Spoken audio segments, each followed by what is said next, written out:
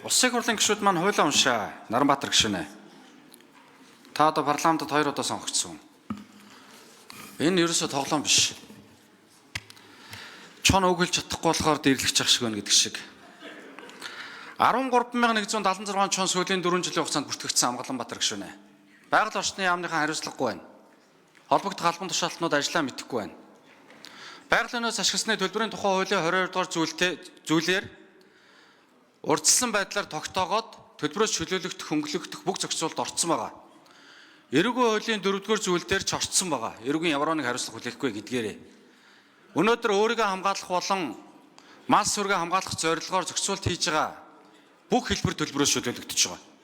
Дээрээс нь хотонд нь орж ирэхээр гүйж очиод зөвшөөрөл авах хүчийтл хамаг хоныг барчлаа гэдэг ийм худал яриаг өнөөдөр ярьж болохгүй. Өнөөдөр хотонд орох байтугай малын бэлчээр дээр байгаа чоноо алаад төлбөрөөс чөлөөлөгдөх хэлбэр явж байгаа. Чөлөөлж исэн. Өнөөдөр Монгол улс 57 сая малтай. 13,100 орчим л чон байна өнөөдөр. Таны сонгогдсон Говь Алтай аймагт 383 чон байна. 383 чон. Байгаль орчны яамаар. Тооцоо судалгаагаар.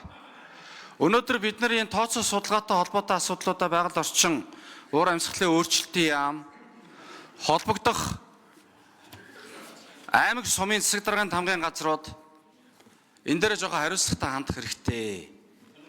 Хариуцлагатай хандах хэрэгтэй. Бид нар цаашдаа ингээд мал сүрэг барьж ийн гэдэг утга агуулгаараа чоны асуудлыг оруулж ирээд үргэлжлүүлээд өөр хангаан аймаг ирвэсний асуудал оруулж ирээд ингээд зэрлэг амьтад руугаа ороод эхлэх үедээ ийм болгоомжлол яг нэг үгэлэхэд байна. Сая Бадамсүрэн гишүүн маш тодорхой хэлсэн. Өнөөдөр хуулийн зохицуулалт заалтууд нь хүчин төгөлдөр мөрдөгдөж байгаа. Бүх зөвшөөрлүүдийг байгаль орчин уур амьсгалын өөрчлөлтийн яам гаргаж байгаа. Өнөөдөр чонноос болоод эрүүгийн хариуцлага хүлээгээд ял аваа явж байгаа хүн байхгүй. Зөвшөөрлөлтөй холбоотой, зөвшөөрөл аваагүйтэй холбоотой ангнаад төлбөрт унаад явж байгаа хүмүүсийн тооцоо судалгааг авсан уу гэхэд хариулж чадахгүй байна. Өнөөдөр байгаль орчин уур амьсгалын өөрчлөлтийн яам энэ сайтсын 2 дугаар хавсгалтанд орсон дэлхийд дахинаа хурдж байгаа энэ чонтой холбоотой асуудал дээр хариултаа өгч чадахгүй байна. Маш харамсалтай байна. Байгаль орчны яамд үнэхээр одоо энэ бодлогоо гаргаж чадахгүй байгаа дээр гүн эмгэнэлээ би илэрхийлмээр байна. Ийм төвчний асуудлаа мэдэхгүй, тооцоо судалгаа хийснээ хэлж ярьж чадахгүй, хуулийн зохицуултуудаа өнөөдөр байгаа хүчин төгөлдөр мөрдөгдөж байгаа хуулийн зохицуултуудаа хариуцсан дарга нь мэдэхгүй.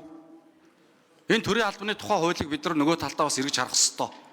Төрийн албанд ажиллаа мэдэхгүйтэй холбоотой юм албан тушаалтнууд хууль тогтоох засаглалт хүртэл орж ирээд хариулж чадахгүйтэй холбоотой хуулийн өөрчлөлтүүд орж байгааг харамсаж байгаа.